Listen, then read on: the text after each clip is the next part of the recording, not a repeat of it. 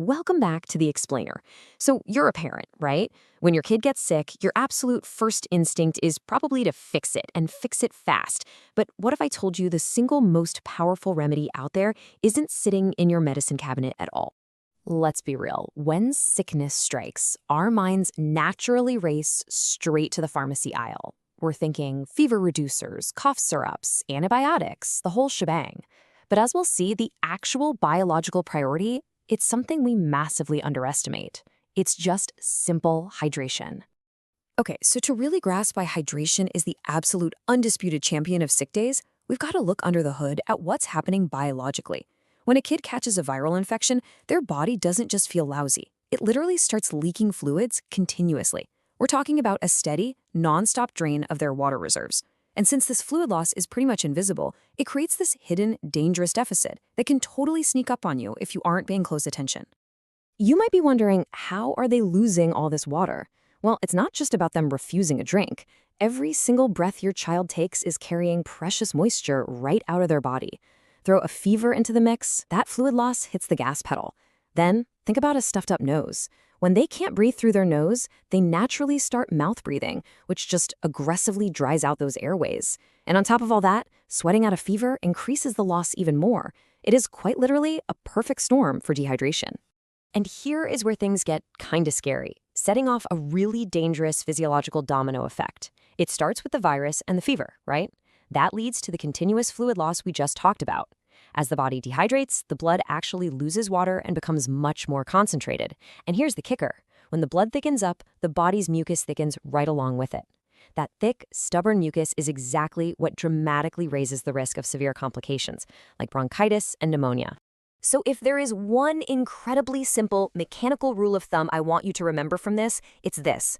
Thin blood helps create thin mucus. Thick blood creates thick mucus. Honestly, it's that straightforward.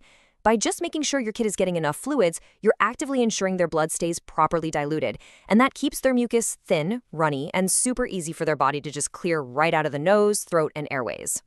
That right there is exactly why hydration isn't just about, making them feel a little cozier while they watch cartoons on the couch. No, it is an active, critical medical treatment. Because when that thick, sticky mucus starts pulling deep down in the lungs and bronchial tubes, that's what opens the door for some really nasty secondary infections like pneumonia to take hold. Keeping them hydrated is literally your frontline defense against all that gunk accumulating. Now, this brings us to a huge source of stress for us caregivers: food. When our sick kid refuses to eat a single bite, we panic, don't we? We start trying to force meals down. But actually, losing their appetite during an illness is 100% normal. Their body is just smartly prioritizing its resources to fight off the virus, not to digest a heavy meal. So a kid can safely eat less for a day or two. A lack of food is almost never the issue here.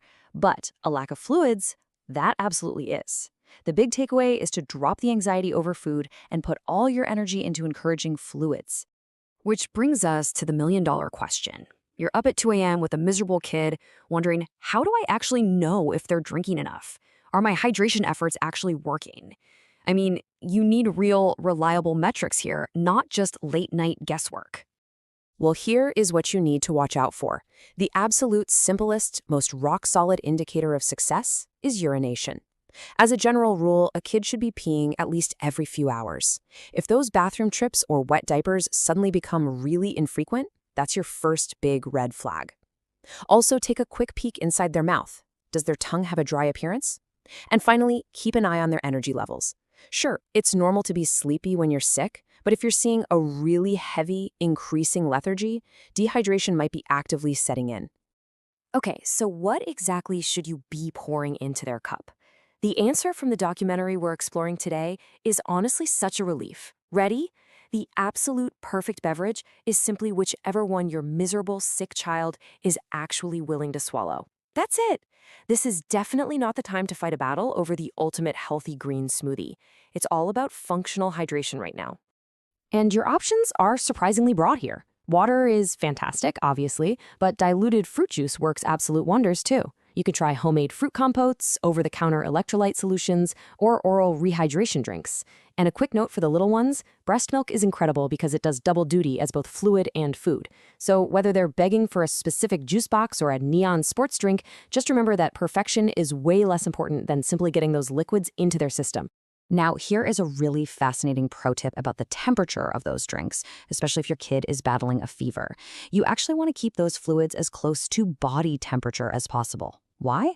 Well, because the body absorbs body temperature liquids so much faster. If a drink is ice cold or piping hot, the body literally has to waste its precious energy warming or cooling that liquid before it can even process it. Make it easy on their little systems. But wait, hydration isn't solely about what goes into their cup. It's also massively about their environment. Keeping your child's bedroom comfortably cool with a healthy amount of humidity dramatically cuts down on how much fluid they lose through breathing and sweating.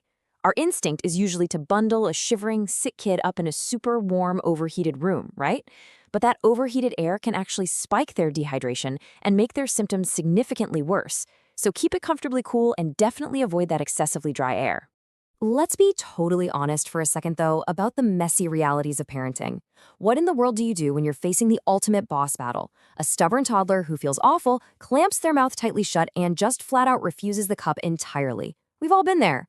Here is your secret weapon, straight from our source material, the oral syringe trick. When they're refusing a cup, coming at them with a massive glass of water is just going to end in tears and a soaked shirt. Instead, grab a small, clean oral syringe. Gently place tiny little amounts of fluid right inside their cheek every few minutes.